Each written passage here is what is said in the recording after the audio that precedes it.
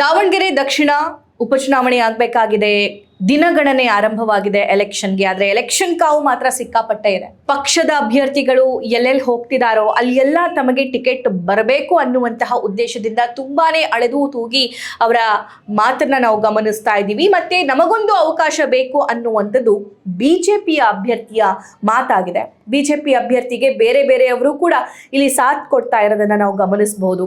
For example ನಾವು ತಗೊಳ್ಳೋದಾದ್ರೆ, Lok Sabha election ಸಂದರ್ಭದಲ್ಲಿ ಕಾಂಗ್ರೆಸ್ನ ಟಿಕೆಟ್ ಬಯಸಿದಂತಹ GB ವಿನಯ್ ಕುಮಾರ್ ಅವರು ಕೂಡ ಬಹಿರಂಗವಾಗಿ ಇವರಿಗೆ ಸಪೋರ್ಟ್ ಮಾಡ್ತಾ ಇದ್ದೀವಿ, ಅವ್ರನ್ನ ನಾವು ಗೆಲ್ಲಿಸಬೇಕು ಅನ್ನುವಂತಹ ಮಾತನ್ನ ಹೇಳಿದ್ದಾರೆ. ಮತ್ತೊಂದು ಕಡೆ ಜನ ಮಾತಾಡ್ಕೊಳ್ತಾ ಇರೋದೇನು ಅಂತಂದ್ರೆ, ಬಿಜೆಪಿಗೂ ಕಾಂಗ್ರೆಸ್ಗೂ ಇರುವಂತಹ ವ್ಯತ್ಯಾಸ ಏನು ಅನ್ನೋದು ದಾವಣಗೆರೆ ದಕ್ಷಿಣದಲ್ಲಿ ಗೋಚರಿಸ್ತಾ ಇದೆ ಅನ್ನುವಂತಹ ಮಾತು.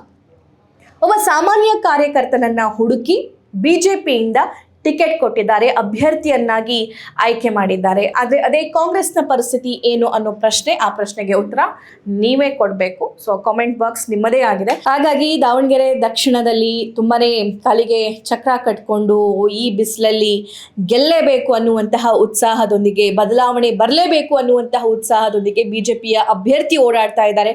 ಒಂದು ಸ್ವಲ್ಪ ಅವ್ರನ್ನ ತಡೆದು ನಾನು ಮಾತಾಡಿಸ್ತಾ ಇದ್ದೀನಿ ಬಿಜೆಪಿಯ ಜನಸಂಪರ್ಕ ಕಚೇರಿಯಲ್ಲಿ. ಇಲ್ಲಿ ಸಿಕ್ಕರು ನನಗೆ ಅವ್ರನ್ನ ಮಾತಾಡ್ಸ್ತೀನಿ. ನಮಸ್ಕಾರ. ನಮಸ್ತೆ ಮೇಡಮ್. ಆರಾಮ್ರಿ ಸರ? ಆರಾಮದಿನಮ್ಮ. ಫಸ್ಟ್ ನಿಮ್ಗೆ ಅಭಿನಂದನೆಗಳು. Thank you. ಅನ್ಕೊಂಡಿದ್ರಿ ಟಿಕೆಟ್ ಸಿಕ್ತೈತಂತ? ಪ್ರಯತ್ನ ಮಾಡಿದ್ವಿ, ನಾವೆಲ್ಲರೂ ಕೂಡ ದಕ್ಷಿಣದ ಆಕಾಂಕ್ಷಿಗಳಿದ್ವಿ. ಕೊನೆಗೆ ಪಕ್ಷ ತೀರ್ಮಾನ ಮಾಡಿದೆ. ನನ್ನ ಜೊತೆಗೆ ಇನ್ನುಳಿದ 7 ಜನ ಕೂಡ ಭುಜಕ್ಕೆ ಭುಜ ಕೊಟ್ಟು ಕೆಲಸ ಮಾಡ್ತಿದ್ದಾರೆ. ಅಜಯ್ ಅವ್ರ ಹೆಸರು ಇತ್ತು, ಜಾಧವ್ ಸರ್ ಹೆಸರು ಇತ್ತು. ಲಾಸ್ಟ್ ಟೈಮ್ ಅವ್ರನ್ನೂ ಕೂಡ ಮಾತಾಡಿಸ್ದೆ. ಅವರೆಲ್ಲರ ಮಧ್ಯೆ ನಿಮ್ಮನ್ನ ಅಭ್ಯರ್ಥಿಯನ್ನಾಗಿ ಆಯ್ಕೆ ಮಾಡಿದ್ದಾರೆ. ಮೊದಲಿಗೆ ಏನು ಅನಿಸುತ್ತೆ ನಿಮಗೆ? ಭಾಳ ಸಂತೋಷ ಆಗುತ್ತೆ. ಒಬ್ಬ ಸಾಮಾನ್ಯ ಕಾರ್ಯಕರ್ತನಿಗೆ ಏನಾದರೂ ಟಿಕೆಟು ಯಾವುದೇ ಪಕ್ಷದಲ್ಲಿ ಕೊಟ್ಟು ಗೆಲ್ಲಿಸುವಂಥ ಕೆಲಸ ಆಗಲಿ, ಚುನಾವಣೆಗೆ ನಿಲ್ಲಿಸುವಂಥ ಕೆಲಸ, ರಾಜಕೀಯಕ್ಕೆ ಕಡೆಯ ಮನುಷ್ಯನನ್ನು ರಾಜಕೀಯಕ್ಕೆ ಮುನ್ನೆಲೆಗೆ ತರಬೇಕು ಅಂತ ಹೇಳಿ ಇವತ್ತೇನು ಯಾವುದಾದ್ರೂ ಪಕ್ಷ ಇದ್ದರೆ ರಾಜ್ಯ ರಾಷ್ಟ್ರದಲ್ಲಿ ಭಾರತೀಯ ಜನತಾ ಪಾರ್ಟಿ. ಹೌದಾ?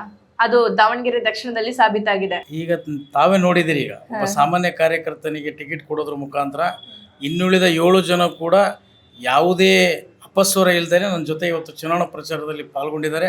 ಪ್ರತಿಯೊಬ್ಬರು ಕೂಡ ಹೆಜ್ಜೆಗೆ ಹೆಜ್ಜೆ ಆಗ್ತಾ ನಾನೇ ಶ್ರೀನಿವಾಸ್ ದಾಸ್ ಕರಿಯಪ್ಪ ಅಂತೇಳಿ ಕೆಲಸ ಮಾಡ್ತಾ ಇದ್ದಾರೆ ಇವತ್ತು. ಹೌದು. ಸೊ ಎಲ್ಲರೂ ಬೆಂಬಲ ನಿಮಗಿದೆ?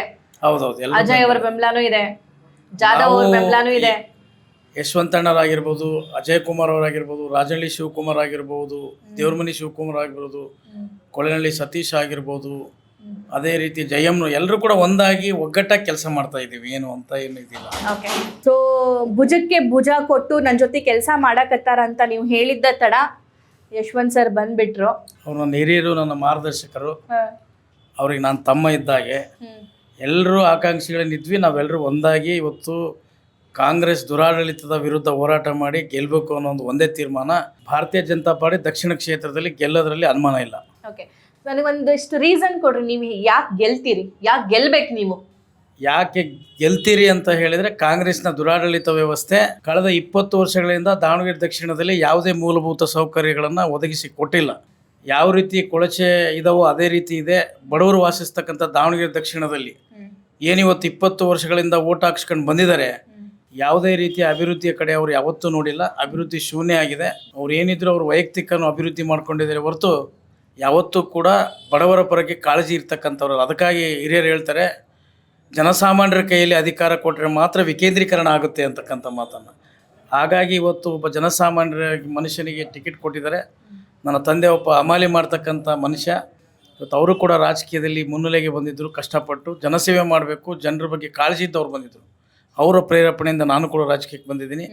ನನ್ನದಾದ ಒಂದು ಪರಿಕಲ್ಪನೆ ಇದೆ. 224 ವಿಧಾನಸಭಾ ಕ್ಷೇತ್ರಗಳಲ್ಲಿ ದಾವಣಗೆರೆ ದಕ್ಷಿಣ ವಿಧಾನಸಭಾ ಕ್ಷೇತ್ರ ಒಂದು ಮಾದರಿ ಕ್ಷೇತ್ರ ಮಾಡಬೇಕು ಅಂತ ಹೇಳಿದ್ದೀನಿ. ಬಡತನ ನಿರ್ಮೂಲನೆ ಮಾಡೋದ್ರ ಜೊತೆಗೆ ರಸ್ತೆ, ಚರಂಡಿ, ದೀಪ, ಜೊತೆಗೆ ಇಲ್ಲಿ ಶಿಕ್ಷಣದ ವ್ಯವಸ್ಥೆ ಇಲ್ಲ, ಆದ್ಯತೆ ಕೊಡಬೇಕು. ಆರೋಗ್ಯದ ವ್ಯವಸ್ಥೆ ಇಲ್ಲ, ಆ ದುಡಿಯುವಂಥ ಕೈಗಳಿಗೆ ಕೆಲಸ ಇಲ್ಲ ಇಲ್ಲಿ.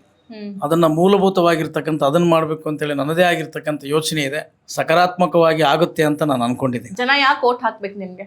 ಬೇಸತ್ತು ಇವತ್ತು ಆಲ್ರೆಡಿ ಕಾಂಗ್ರೆಸ್ ಏನು ಅಧಿಕಾರ ಬಂದರೂ ಕೂಡ ಯಾವುದೇ ಬಡವರ ಪರಕ್ಕೆ ಕೆಲಸ ಮಾಡಿಲ್ಲ.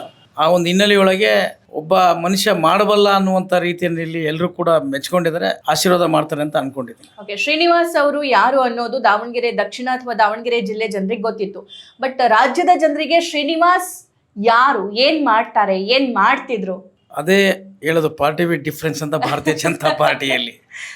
ಇವತ್ತು ಯಾರನ್ನು ಗುರುತಿಸ್ಬೇಕು, ಕಟ್ಟ ಕಡೆ ಸಾಮಾನ್ಯ ಕಾರ್ಯಕರ್ತನ ಟಿಕೆಟ್ ಕೊಟ್ಟು ಇವತ್ತು ಗುರುತಿಸಿದ್ದಾರೆ. ಹಾಗಾಗಿ ಎಲ್ರಿಗೂ ಕರ್ನಾಟಕ ರಾಜ್ಯದಲ್ಲಿ ಗೊತ್ತಿದೆ, ದಾವಣಗೆರೆ ಜಿಲ್ಲೆಯಲ್ಲಿ ಚಿರಪರಿಚಿತರೇ ನಾವು. ಬಟ್ ಜನರಿಗೆ, ರಾಜ್ಯದ ಜನರಿಗೆ ಏನ್ ಮಾಡ್ತೀರಿ ನೀವು, ಕೆಲಸ ಏನ್ ಮಾಡ್ತೀರಿ? ನಾನು ಇಂಜಿನಿಯರಿಂಗ್ ಓದಿದ್ದೆ, ಪದವೀಧರ. ಅದ್ರ ಜೊತೆಗೆ ನಾನು ಕೃಷಿಕ ಜೀವನವನ್ನು ಪ್ರಾರಂಭ ಮಾಡಿದ್ದೆ. ಇಂಜಿನಿಯರ್ ಮುಗಿದ ಮೇಲೆ ಭಾಳ ಕಷ್ಟಗಳನ್ನು ಅನುಭವಿಸಿ ಮೇಲೆ ಬಂದಿದ್ದೀವಿ ನಾವೆಲ್ಲರೂ ಕೂಡ. ನಾವೇನು ಇವತ್ತು ಟಿಕೆಟ್ ಆಕಾಂಕ್ಷಿಗಳಿದ್ದೀವಿ. ಇವತ್ತು ಯಶವಂತ ಅಣ್ಣವರು ಪೋಸ್ಟ್ ಆಫೀಸಲ್ಲಿ ಕೆಲಸ ಮಾಡ್ತಾಯಿದ್ರು, ನನ್ನ ತಂದೆ ಅಮಲಿ ಮಾಡ್ತಾಯಿದ್ರು. ಎಲ್ಲರೂ ಒಂದಿಲ್ಲ ಒಂದು ರಾಜಹಳ್ಳಿ ಶಿವಕುಮಾರ್ ಅವರು ಡೈರಿ ಮಾಡ್ಕೊಂಡಿದ್ರು, ಅವರು ಕಷ್ಟದ ಜೀವಿ. ಅಜಯ್ ಕುಮಾರ್ ಅವರು ಬ್ರೆಡ್ ಮಾರ್ತಾಯಿದ್ರು. ಹೀಗೆ ಹಲವಾರು ಕಷ್ಟಪಟ್ಟು ಬಂದಿರತಕ್ಕಂಥವ್ರಿಗೆ ಭಾರತೀಯ ಜನತಾ ಪಾರ್ಟಿ ಶಕ್ತಿ ತುಂಬುತ್ತೆ. ಯಾರು ಹೊಟ್ಟೆ ತುಂಬಿದವರೆಲ್ಲ ಕಾಂಗ್ರೆಸ್ನಲ್ಲಿದ್ದಾರೆ. ಓಕೆ, ಫೈನಲಿ ನಿಮ್ಮ ಕ್ಷೇತ್ರದ ಮತದಾರರಿಗೆ ಏನ್ ಹೇಳ್ತೀರಿ? ನಾನು ದಯವಿಟ್ಟು ಎಲ್ಲರ ಮತದಾರರಲ್ಲಿ ಕಾಲಿಗೆ ಬಿದ್ದು ನಮಸ್ಕಾರ ಮಾಡಿ ಹೇಳ್ತೀನಿ, ನನಗೊಂದು ಅವಕಾಶ ಕೊಡಿ. ನನ್ನದೇ ಆಗಿರ್ತಕ್ಕಂಥ ಕ್ಷೇತ್ರಕ್ಕೆ ಏನು ಮಾಡಬೇಕು, ಬಡತನವನ್ನು ನಿರ್ಮೂಲನೆ ಮಾಡೋದ್ರ ಜೊತೆಗೆ ಪ್ರತಿಯೊಬ್ಬರ ಮೂಲಭೂತ ಸೌಕರ್ಯಕ್ಕೂ ನಾನು ತಮ್ಮ ಜೊತೆಗೂಡಿ ಮನೆಯ ಸೇವಕನಾಗಿ, ತಮ್ಮ ಮನೆಯ ಮಗನಾಗಿ ನಾನು ಕೆಲಸ ಮಾಡ್ತೀನಿ ಅಂತ ಹೇಳಿಕೆ ಬಯಸ್ತೀರಿ. ಓಕೆ, ಸೊ ಇಲ್ಲಿ ಒಂದು ಸಮುದಾಯದವರು ಕಾಂಗ್ರೆಸ್ ಇಂದ ಟಿಕೆಟ್ ಆಕಾಂಕ್ಷಿತರಾಗಿದ್ರು, ಈಗಲೂ ಕೂಡ ಆಕಾಂಕ್ಷಿತರಾಗಿದ್ದಾರೆ. ಹಾಗಾಗಿ ಇಂಡಿಪೆಂಡೆಂಟ್ ಅವರು ಕಂಟೆಸ್ಟ್ ಮಾಡ್ತೀನಿ ಅಂತ. ಬಟ್ ಆ ವ್ಯವಸ್ಥೆ ಬಗ್ಗೆ ಏನ್ ಅನ್ಸುತ್ತೆ ಅಂತ? ಅಮ್ಮ, ಅವರು 20 ವರ್ಷಗಳಿಂದ ನಮಗೆ ಟಿಕೆಟ್ ಬೇಕು ಅಂತೇಳಿ ಕೇಳ್ತಾನೆ ಬಂದಿದ್ರು. ಆದರೆ ಅವ್ರಿಗೆ ಕೂಡ ಏನೋ ಒಂದು ಸಬೂಬನ್ನು ಹೇಳ್ಕೊಂಡು ಬರ್ತಾ ಇದ್ರು. ಅವ್ರಿಗೂ ಈಗ ನಾವು ಒಬ್ಬ MLA ಆಗಬೇಕು ಅಂತಕ್ಕಂಥದ್ದು ಅವರ ಅಲ್ಪಸಂಖ್ಯಾತರ ಬಂಧುಗಳು ಅಭಿಪ್ರಾಯ ಇದೆ. ಅವರು ಕಾಂಗ್ರೆಸ್ಸಲ್ಲಿ ಟಿಕೆಟ್ ಕೇಳಿದರೆ, ಅವರ ಆಂತರಿಕ ವಿಚಾರ ಅದು. ನೋಡೋಣ ಏನಾಗುತ್ತೆ ಅಂತ, ಮುಂದೆ ಕಾದು ನೋಡೋಣ. ಈಗೇನು ಹೇಳೋದಿಲ್ಲ, ಈಗೇನು ಹೇಳಲ್ಲ, ಮುಂದೆ.